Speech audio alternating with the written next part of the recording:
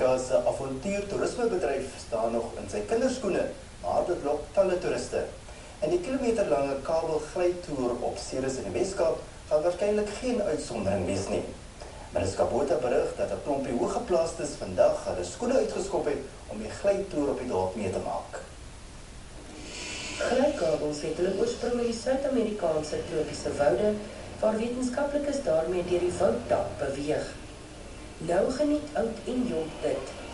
Die bouwerk aan die glykabelbaan het in Junie begin en nou is daar 8 kabels wat oor 1,4 kilometer strek vir 'n rit van meer as 2 ure.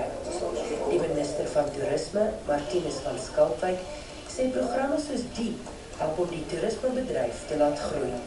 Dit was nou great fun, baie lekker. Maar hierdie is nie net lekker nie, dit maak ook baie groot ekonomiese sin. Dit beteken ekonomiese groei vir plaaslike gemeenskappe, vir dorpe in die plattelandse gebiede.